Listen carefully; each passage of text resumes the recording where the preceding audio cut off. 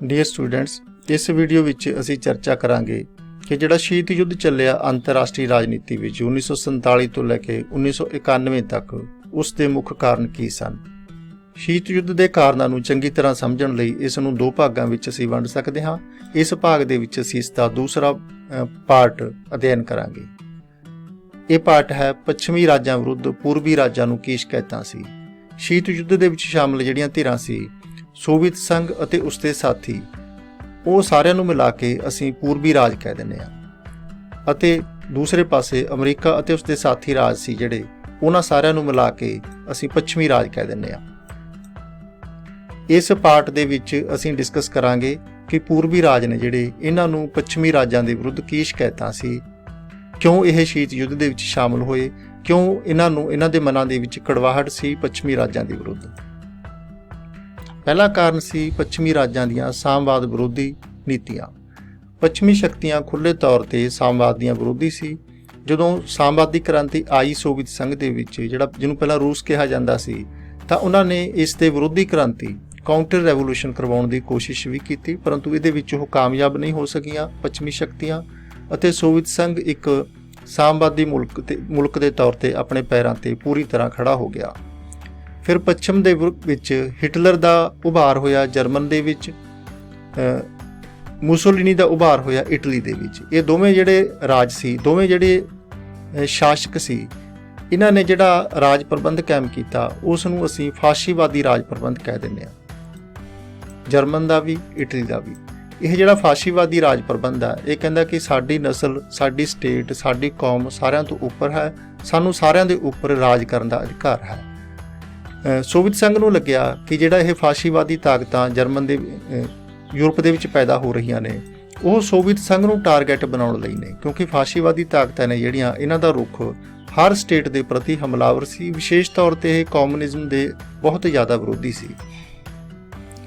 ਦੂਸਰਾ ਕਾਰਨ ਹੈ ਜਰਮਨ ਵਿਰੁੱਧ ਦੂਸਰਾ ਮੋਰਚਾ ਖੋਲ੍ਹਣ ਵਿੱਚ ਦੇਰੀ।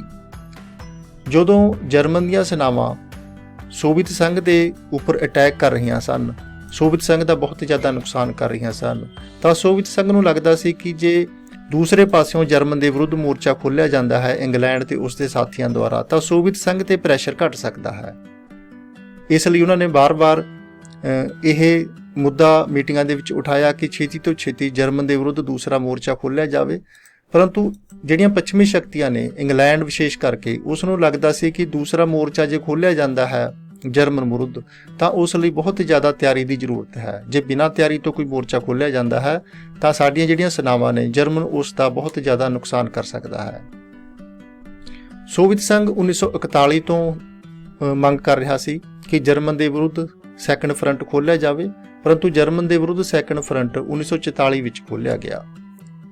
ਇਸ ਨਾਲ ਸੋਵੀਅਤ ਸੰਘ ਦਾ ਬਹੁਤ ਜ਼ਿਆਦਾ ਨੁਕਸਾਨ ਹੋਇਆ, ਕਿਉਂਕਿ ਜਰਮਨ ਦੀਆਂ ਸੈਨਾਵਾਂ ਬਹੁਤ ਜ਼ਿਆਦਾ ਸ਼ਕਤੀਸ਼ਾਲੀ ਸੀ, ਬਹੁਤ ਜ਼ਿਆਦਾ ਵੈਲ ਪ੍ਰੀਪੇਅਰਡ ਸੀ। ਸੋਵੀਅਤ ਸੰਘ ਨੂੰ ਲੱਗਿਆ ਕਿ ਇਹ ਪੱਛਮੀ ਰਾਜ ਨੇ ਜਿਹੜੇ ਜਾਣ-ਬੁੱਝ ਕੇ ਦੇਰੀ ਕਰ ਰਹੇ ਨੇ ਜਰਮਨ ਵਿਰੁੱਧ ਸੈਕੰਡ ਫਰੰਟ ਖੋਲ੍ਹਣ ਦੇ ਵਿੱਚ, ਤਾਂ ਕਿ ਜਰਮਨ ਤੇ ਸੋਵੀਅਤ ਸੰਘ ਦੋਵੇਂ ਲੜ ਕੇ ਕਮਜ਼ੋਰ ਹੋ ਜਾਣ, ਅਤੇ ਯੁੱਧ ਖਤਮ ਹੋਣ ਤੋਂ ਬਾਅਦ ਪੱਛਮੀ ਰਾਜ ਨੇ ਜਿਹੜੇ ਥੋੜ੍ਹੀ ਜਿਹੀ ਤਾਕਤ ਦਾ ਇਸਤੇਮਾਲ ਕਰਕੇ ਇਹਨਾਂ ਰਾਜਾਂ 'ਤੇ ਆਪਣਾ ਪ੍ਰਭਾਵ, ਆਪਣਾ ਪ੍ਰਭੂਤਵ ਕਾਇਮ ਕਰ ਲੈਣ। ਤੀਸਰਾ ਕਾਰਨ ਹੈ ਸੋਵੀਅਤ ਸੰਘ ਨੂੰ ਪੱਛਮੀ ਸਹਾਇਤਾ ਦੀ ਘਾਟ। ਸੋਵੀਅਤ ਸੰਘ ਦਾ ਜਰਮਨ ਹਮਲੇ ਨਾਲ ਬਹੁਤ ਜ਼ਿਆਦਾ ਨੁਕਸਾਨ ਹੋਇਆ। ਸੋਵੀਅਤ ਸੰਘ ਚਾਹੁੰਦਾ ਸੀ ਕਿ ਉਹ ਇੱਕ ਗੁੱਟ ਵੱਲੋਂ ਲੜ ਰਿਹਾ ਹੈ, ਮਿੱਤਰ ਸ਼ਕਤੀਆਂ ਵੱਲੋਂ ਲੜ ਰਿਹਾ ਹੈ। ਇਹਨਾਂ ਨੂੰ ਮਿੱਤਰ ਸ਼ਕਤੀਆਂ ਵੀ ਕਿਹਾ ਜਾਂਦਾ ਸੀ। ਸੋਵੀਅਤ ਸੰਘ, USA, ਇੰਗਲੈਂਡ, ਫਰਾਂਸ, ਉਹ ਮਿੱਤਰ ਸ਼ਕਤੀਆਂ ਵੱਲੋਂ ਲੜ ਰਿਹਾ ਹੈ। ਇਸ ਲਈ ਮਿੱਤਰ ਸ਼ਕਤੀਆਂ ਦਾ, ਮਿੱਤਰ ਰਾਸ਼ਟਰਾਂ ਦਾ ਫਰਜ਼ ਬਣਦਾ ਹੈ ਕਿ ਉਹ ਸੋਵੀਅਤ ਸੰਘ ਦਾ ਭਰਪੂਰ ਸਮਰਥਨ ਕਰਨ। ਪਰੰਤੂ ਜੋ ਉਸਨੇ ਮਦਦ ਮੰਗੀ, ਪੱਛਮੀ ਰਾਜਾਂ ਨੇ ਕੇਵਲ 4% ਉਸ ਮੰਗ ਨੂੰ ਪੂਰਾ ਕੀਤਾ। ਬਹੁਤ ਹੀ ਜ਼ਿਆਦਾ ਘੱਟ ਆਰਥਿਕ ਮਦਦ ਪੱਛਮੀ ਰਾਜਾਂ ਦੁਆਰਾ ਸੋਵੀਅਤ ਸੰਘ ਨੂੰ ਪ੍ਰਦਾਨ ਕੀਤੀ ਗਈ। ਇਸ ਨਾਲ ਸੋਵੀਅਤ ਸੰਘ ਦੇ ਮਨ ਦੇ ਵਿੱਚ ਪੱਛਮੀ ਰਾਜਾਂ ਦੀ ਮਾਨਸਿਕਤਾ ਪ੍ਰਤੀ ਸ਼ੱਕ ਪੈਦਾ ਹੋ ਗਿਆ। ਚੌਥਾ ਕਾਰਨ ਹੈ ਫਾਸ਼ੀਵਾਦੀ ਇਟਲੀ ਨਾਲ ਪੱਛਮੀ ਰਾਜਾਂ ਦੀ ਨਰਮੀ। ਜਿੱਥੇ ਜਰਮਨ ਦੇ ਵਿੱਚ ਫਾਸਿਸਟ ਸਟੇਟ ਸੀ, ਉੱਥੇ ਇਟਲੀ ਦੇ ਵਿੱਚ ਵੀ ਫਾਸਿਸਟ ਸਟੇਟ ਸੀ।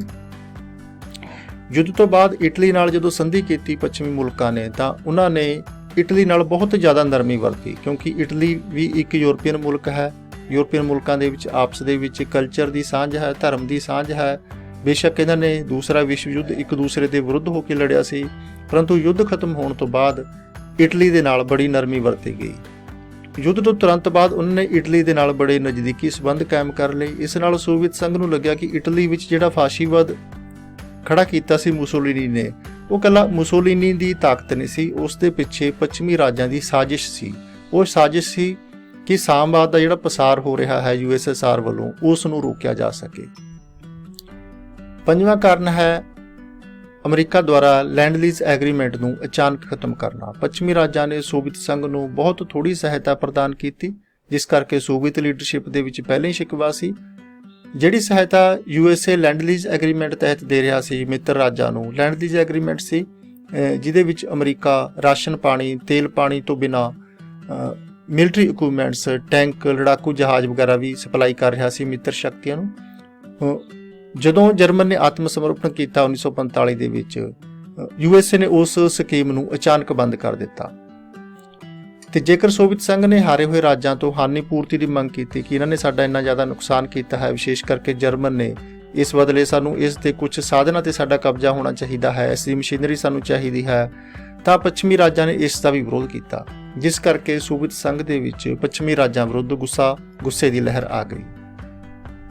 ਛੇਵਾਂ ਕਾਰਨ ਸੀ ਪਰਮਾਣੂ ਬੰਬ ਦੀ ਗੁਪਤਤਾ, secrecy over atom bomb. America ਦੇ ਕੋਲ ਐਟਮ ਬੰਬ ਹੋਣ ਬਾਰੇ ਬਾਕੀ ਮਿੱਤਰ ਰਾਜਾਂ ਨੂੰ ਪਤਾ ਸੀ, ਕੈਨੇਡਾ ਨੂੰ ਵੀ ਪਤਾ ਸੀ, ਬ੍ਰਿਟੇਨ ਨੂੰ ਵੀ ਪਤਾ ਸੀ, ਪਰੰਤੂ ਸੋਵੀਅਤ ਸੰਘ ਨੂੰ ਇਸ ਬਾਰੇ ਕੋਈ ਜਾਣਕਾਰੀ ਨਹੀਂ ਸੀ। ਅਗਸਤ 1945 ਦੇ ਵਿੱਚ ਇਹ ਜਿਹੜੇ ਐਟਮ ਬੰਬ ਨੇ, ਅਮਰੀਕਾ ਨੇ ਜਾਪਾਨ ਦੇ 2 ਸ਼ਹਿਰਾਂ ਹੀਰੋਸ਼ੀਮਾ ਅਤੇ ਨਾਗਾਸਾਕੀ ਤੇ ਵਰਤੇ ਸੀ।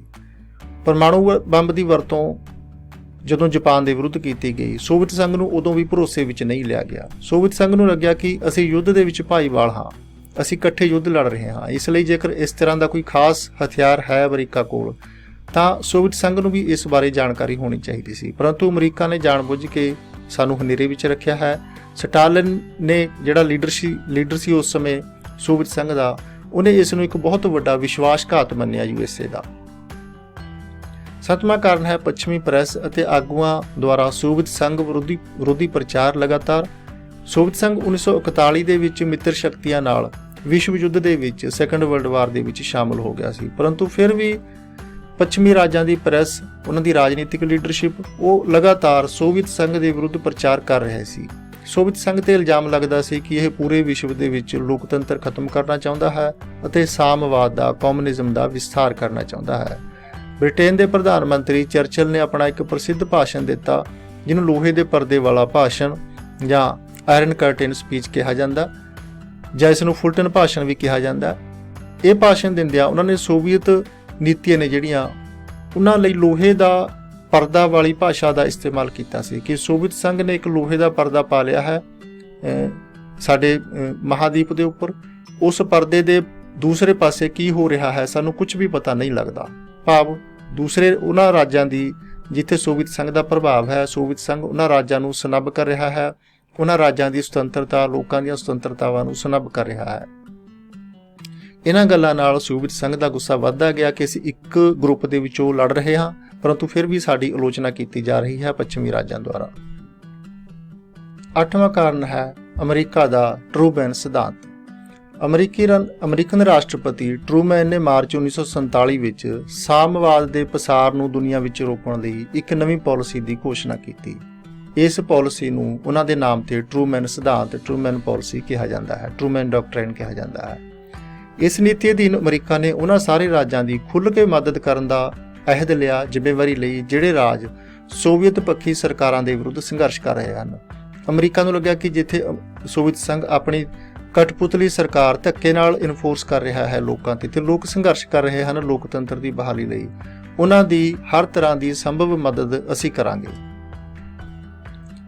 ਇਹਨਾਂ ਸਾਰੇ ਕਾਰਨਾਂ ਨੂੰ ਪੜ੍ਹ ਕੇ ਪੱਛਮ ਨੂੰ ਪੂਰਬ ਵਿਰੁੱਧ ਕੀ ਸ਼ਿਕਾਇਤਾਂ ਸੀ, ਪੂਰਬ ਨੂੰ ਪੱਛਮ ਵਿਰੁੱਧ ਕੀ ਸ਼ਿਕਾਇਤਾਂ ਸੀ, ਅਸੀਂ ਇਹ ਸਿੱਟਾ ਕੱਢ ਸਕਦੇ ਹਾਂ ਕਿ ਸ਼ੀਤ ਯੁੱਧ ਦੀ ਸ਼ੁਰੂਆਤ ਲਈ ਦੋਵੇਂ ਧਿਰਾਂ ਦੇ ਜਿਹੜੇ ਵਿਦਵਾਨ ਜਾਂ ਪੋਲੀਟੀਸ਼ੀਅਨ ਨੇ ਇੱਕ ਦੂਜੀ ਧਿਰ ਨੂੰ ਦੋਸ਼ੀ ਠਹਿਰਾਉਂਦੇ ਰਹੇ ਨੇ, ਪਰੰਤੂ ਸੱਚਾਈ ਇਹ ਹੈ ਕਿ ਦੋਵੇਂ ਧਿਰਾਂ ਹੀ ਸ਼ੀਤ ਯੁੱਧ ਦੇ ਸ਼ੁਰੂ ਹੋਣ ਲਈ ਜ਼ਿੰਮੇਵਾਰ ਸਨ। 1941 ਵਿੱਚ ਸੋਵੀਅਤ ਸੰਘ ਮਿੱਤਰ ਰਾਜਾਂ ਵੱਲੋਂ ਯੁੱਧ ਦੇ ਵਿੱਚ ਸ਼ਾਮਲ ਹੋ ਗਿਆ, ਪਰੰਤੂ ਦੋਵੇਂ ਧਿਰਾਂ ਨੂੰ ਇੱਕ ਧਿਰ ਵੱਲੋਂ ਲੜਨ ਦੇ ਬਾਵਜੂਦ ਵੀ, ਬੇਸ਼ੱਕ ਯੁੱਧ ਦੇ ਵਿੱਚ ਇੱਕ ਧਿਰ ਵਜੋਂ ਲੜ ਰਹੀਆਂ ਸੀ, ਪਰੰਤੂ ਸ਼ੀਤ ਯੁੱਧ ਦੇ ਵਿੱਚ ਇਹ ਅਲੱਗ-ਅਲੱਗ ਧਿਰਾਂ ਸੀ, USSR ਤੇ USA। USSR ਤੇ USA ਦੀ ਧਿਰ ਨੂੰ ਇੱਕ ਦੂਸਰੇ ਤੇ ਕੋਈ ਭਰੋਸਾ ਨਹੀਂ ਸੀ, ਬੇਸ਼ੱਕ ਇੱਕ ਗਰੁੱਪ ਵੱਲੋਂ ਇਹ ਲੜ ਰਹੇ ਸੀ। ਇਸ ਲਈ ਯੁੱਧ ਦੌਰਾਨ ਚੁੱਕੇ ਜਾਣ ਵਾਲੇ ਜਿਹੜੇ ਕਦਮ ਨੇ ਉਹਨਾਂ ਤੇ ਵੀ ਵਿਵਾਦ ਹੋਇਆ। ਯੁੱਧ ਤੋਂ ਬਾਅਦ ਹੋਣ ਵਾਲੀਆਂ ਜਿਹੜੀਆਂ ਸੰਧੀਆਂ ਸਮਝੌਤੇ ਸੀ ਹਾਰੇ ਹੋਏ ਰਾਜਾਂ ਨਾਲ, ਉਹਨਾਂ ਤੇ ਵੀ ਵਿਵਾਦ ਹੋਇਆ। ਅਤੇ ਯੁੱਧ ਤੋਂ ਬਾਅਦ ਦੇ ਜਿਹੜੇ ਸਟੈਪਸ ਚੁੱਕੇ ਜਾਣੇ ਸੀ ਰੀਕਨਸਟਰਕਟ ਕਰਨ ਲਈ ਵਿਸ਼ਵ ਦੇ ਰਾਜਨੀਤਿਕ ਨਕਸ਼ੇ ਨੂੰ, ਉਸ ਤੇ ਵੀ ਇਹਨਾਂ ਦਾ ਆਪਸ ਦੇ ਵਿੱਚ ਹਮੇਸ਼ਾ ਹੀ ਵਿਵਾਦ ਰਿਹਾ।